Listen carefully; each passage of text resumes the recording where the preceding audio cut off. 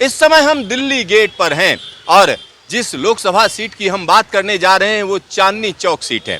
Chandni Chowk seat की जब हम बात करते हैं तो आपको चांदनी चौक बाजार याद आती होगी और आसपास का इलाका याद आता होगा, लेकिन चांदनी चौक लोकसभा सीट की अगर हम बात करें तो काफ़ी दूरी तक यह सीट फैली हुई है और यहाँ पर जो मुख्य मुकाबला बताया जा रहा है वो बीजेपी और कांग्रेस में बताया जा रहा है, लेकिन आज़ाद समाज पार्टी भी यहाँ पर मैदान में है और उसकी जो उम्मीदवार हैं हमारे साथ हैं एमन रिजवी जी। आइए सीधा उन्हीं से बात करते हैं। एमन जी, आप भी मैदान में हैं, क्या जो है इश्यूज हैं आपके? देखिए, मैदान में है तो हम हमारा वोट लेने आए क्योंकि मुस्लिम प्रतिशत यहाँ पर 40% है और दलित परसेंटेज जो है यहाँ पर वो 35% है। और जिस लिहाज से हमने काम करा 10 साल से लगातार संविधान के लिए, एनआरसी, किसान मूवमेंट, जितनी भी मेवात की मॉब लिंचिंग है, कर्नाटक हिजाब प्रोटेस्ट, हल्द्वानी, जो भी मुद्दा हुआ उस मुद्दे को हमने उठाया और वहाँ जाकर उठाया। और चंद्रशेखर जो खुद एक क्रांतिकारी हैं, तो चंद्रशेखर भैया भी क्रांतिकारी हैं, हम भी क्रांतिकारी हैं। हम चंद्रशेखर भैया की पार्टी के जैसे पार्टी गरीब है, ऐसे ही उसके प्रत्याशी भी एमन जी बेहद गरीब है, लेकिन गरीब होने के साथ हमारा ज़मीर जिंदा है और हम उन लोगों के लिए काम करते हैं जो बिल्कुल गरीब, दबावा, कुचला हुआ समाज है। अब आपने जैसे देखा कि इन्होंने गठबंधन बनाया, गठबंधन का इन्होंने तूफान मचाया। मेरे तो कांग्रेस को पहला मशवरा था कि आप गठबंधन बनाने से पहले आपके जो 100 सांसद बीजेपी में चले गए उनकी घर वापसी करा लेते। आप यहाँ पे देखिए, जो एक अग्रवाल साहब का नाम यहाँ पर उछल रहा है कि कांग्रेस ने अग्रवाल को दिया, जेपी अग्रवाल जी, जो भी अग्रवाल साहब हैं, उनका वोट प्रतिशत क्या है? जब 40% मुसलमान है तो हम तो अग्रवाल साहब का वोट लेने नहीं आए, हम तो अपने इलाके में अपना वोट मांगने आए हैं। अच्छा, आप मुसलमान हैं तो क्या आपको लगता है मुसलमान आपको सपोर्ट करेगा? नहीं, मुझे पूरी उम्मीद है कि मुसलमान मुझे सपोर्ट करेगा। देखिए, हम उसको ही सपोर्ट करते हैं ना जो हमारी आवाज़ उठाता है। हम सड़क पे लगातार अपने कौम के साथ, अपने समाज के साथ, दलित समाज के साथ, किसान समाज के साथ, उन महिलाओं के साथ भी थे जो वहाँ पर जंतर मंतर पे बैठी थी यौन उत्पीड़न के खिलाफ। तो हम तो हमेशा जनता के साथ रहें। तो मुस्लिम मसाजिद में भी ये ऐलान हो चुका है कि अब की बार मुसलमान उसको वोट दें जो कैंडिडेट अच्छा हो, ना कि किसी पार्टी को दें। अच्छा, और जब हम आपके मुद्दों की बात करें तो पब्लिक के बीच में क्या मुद्दे लेकर आप जाएंगे? देखिए, पब्लिक के बीच में मुद्दे वही कॉमन मुद्दे हैं, जैसे यहाँ पे चांदनी चौक के जो बेसिक मुद्दे हैं, यहाँ का जो एक तरह के वुमेन एम्पावरमेंट है, यहाँ पे जो बच्चियाँ बड़ी परेशान हैं, यहाँ पर कोई भी एक तरह के सरकारी पॉलिटेक्निक नहीं है, बच्चों के सीखने के लिए कोई कोचिंग सेंटर, कोई भी इस तरह की चीज़ें नहीं है। यहाँ पर एक आप इस तरह से कहिए कि जो स्कूल है यहाँ पर ईदगाह का स्कूल, आप ये देखिए कि केजरीवाल कहते हैं कि हमारा एजुकेशन मॉडल बहुत ज़बरदस्त है। तो आपका एजुकेशन मॉडल इतना ज़बरदस्त है कि ईदगाह सरकारी स्कूल जो मुसलमानों का आज भी टेंट हाउस में चलता है। कांग्रेस कहती है हमने 75 साल में राज करा, हमने मुसलमानों के लिए ये करा वो करा, तो आप 75 साल में एक स्कूल तक तो आप उसको बिल्डिंग में नहीं कन्वर्ट कर पाए। आप ये देखिए कि तमाम कस्सापुरा में हम घूमे, इंदरलोक में हम घूमे, जहाँ भी मुस्लिम इलाका आता है वहाँ गंदगी मिलेगी, कोई डेवलपमेंट नहीं मिलेगा। बस स्टैंड भी है तो खाली बस ये कि यहाँ पर बस स्टैंड है, बस रुकती है, कोई शेल्टर नहीं है। तो ये जो बेसिक है कि एजुकेशन है, हमें धर्म पे पॉलिटिक्स नहीं करनी। हम कांग्रेस की तरह तो नहीं है कि हम डरा के देखे देखो जी बीजेपी आ जाएगी, तुम्हें खा देगी, तुम्हें मार देगी, मोदी आ जाएगा, मोदी खा देगा, अग्रवाल को वोट दे दो। हम ऐसे नहीं है, हम मुद्दों की बात करें। चंद्रशेखर भैया मुद्दों की बात करते हैं, हम लगातार मुद्दों की बात करते हैं। और एमन रिजवी को ऐसा तो छोटा, मुसलमानों को कोई छोटा नाम नहीं है। आप जाकर देखिए, हर मुद्दे पर एमन रिजवी वायरल रहती है, हर मुद्दे पर एमन रिजवी जाती है और कितनी बार मेरे ऊपर जानलेवा हमला हुआ। वायरल होना एक अलग बात है जब सोशल मीडिया की आप बात करते हैं, लेकिन जब जमीन की बात करते हैं तो यहाँ कितना सपोर्ट है आपका? देखिए, यहाँ पर जो कांग्रेस की कोख से पैदा नहीं हुए मुसलमान, वो तो मेरे साथ हैं। जो मुसलमान झंडे और डंडे धो रहे हैं, जो शायद मैं कहता हूँ कि शायद हो सकता है कि दलाली पे उतरे हुए हैं, उनको लग रहा है कि शायद इस बार हमें 5000 मिल जाएगा, हम 1500 वोट कन्वर्ट कर देंगे। उनके अलावा माशाल्लाह अल्हम्दुलिल्लाह जितना भी मैं इंटीरियर में जा रही हूँ या अपनी तरह मुसलमानों में जा रही हूँ, वो तो कह रहे हैं कि बहन हम तुम्हारा काम देख रहे हैं, हम तुम्हारे साथ हैं। लेकिन मैंने कहा ना कि जो मुसलमान कांग्रेस की कोख से पैदा हुआ, वो कह रहा है हम अग्रवाल तुम्हें दोबारा फिर चुनेंगे और दोबारा फिर तुम्हें मारने के लिए हथियार बांटना। एक बड़ी बात आप कर रहे हैं। यहाँ पर एक और चीज़ हम जानना चाह रहे थे, जब आप बात करते हैं मुसलमानों की और मुसलमानों का जो ओवरऑल वोट है, अगर हम इस बार देखें तो कहीं ना कहीं निगेटिव वोटिंग हो रही है, यानी सब लगे हुए हैं कि बीजेपी को हराना है और इसी तरीके की चीजें अलग अलग जगहों पर कही जा रही हैं। तो निगेटिव जो वोटिंग हो रही है उसको लेकर क्या कहेंगे? देखिए, मैंने क्या कहा कि देश के मुसलमान को ये वाली बात समझनी पड़ेगी कि मुसलमान ने ठेका नहीं लिया कि हमने बीजेपी को हराना है। हमने क्यों हराना है बीजेपी को? भाई बीजेपी ने अगर जुल्म करा है तो तमाम लोगों के साथ, तमाम कम्युनिटी के साथ करा है, लेकिन मुसलमान इतना भोला भाला, इतना जज्बाती, वो फौरन पार्टी में उसमें आ जाता है, बातों में आ जाता है। और जहां कांग्रेस ने और गठबंधन ने कहा कि जी मुसलमानों तुम्हें ठेका दे दिया, तुमने मोदी को हराना है, तो मुसलमान ने ठेका नहीं लिया। मुसलमानों को अपनी अकल इस्तेमाल करनी चाहिए। हमें बीजेपी को नहीं हराना, हमें उन कैंडिडेट को चुनना है जो हमारे लिए बात करें, हमारे मुद्दों के लिए बात करें, हमारे हिजाब के लिए, हमारी पहचान के लिए बात करें। इंडिया जो इस वक्त इस्लामिक फोबिया का शिकार है, उसके लिए बात करें। हमें इस्लामिक फोबिया, आप इस्लामिक फोबिया की बात कर रही हैं, लेकिन कई जगह पर ऐसा लगता है जैसे मुसलमानों में मोदी फोबिया है। नहीं, मुसलमानों में मोदी फोबिया मैंने कहा ना, जब आप लगातार डराते रहेंगे मोदी आ जाएगा, मोदी खा जाएगा, मोदी तुम्हें लात मार के पाकिस्तान भेज देगा, मोदी संविधान बदल देगा, आपने मोदी को हवा बना दिया। मतलब इन तमाम पार्टियों ने मोदी को ऐसा हवा बना के पेश करा है कि मुसलमान को ख्वाब में भी मोदी आता होगा कि है मोदी आ जाएगा, जल्दी से जाके पंजे पे बटन दबा कर आ जाए। और मुसलमानों को सवाल करना चाहिए, 75 साल में तो कांग्रेस थी, आपकी जबान खत्म कर दी, उर्दू जबान आज कहीं से कहीं तक नहीं है। बाबरी मस्जिद के दोषी ये हैं।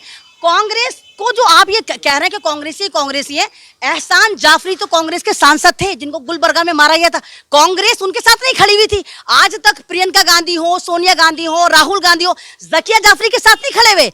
आप ये देखिए कि एक बहुत बहुचर्चित बिल्किस बानो गैंगरेप हो, वहां कांग्रेस नहीं खड़ी हुई थी। तो मुसलमानों को सोचना चाहिए था, जो मुस्लिम सांसद के साथ नहीं खड़े उनको गुलबर्गा में जलवा दिया। सत्ता में तो कांग्रेस थी, अब जब सत्ता में बीजेपी है तो हर एक को डरा रहा है मोदी जी हमारे पे ईडी का छापा मारे। तब आप सत्ता में थे, आपने क्या करा था? क्या आपने मोदी जी जिस वक्त वहां पर सीएम थे, आपने उनके खिलाफ कोई कार्रवाई करी थी? नहीं करी थी। आप चाहते तो उस वक्त इस आंधी को, इस नफरत की आंधी को आप रोक सकते थे, जो आज आप मुसलमानों को डरावा दे रहे हैं। मोदी जी आ जाएंगे, मोदी जी खा जाएंगे, संविधान बदल देंगे, मुसलमानों को लात मार के भगा देंगे। तो ये काम आपने 10 साल पहले क्यों नहीं करा?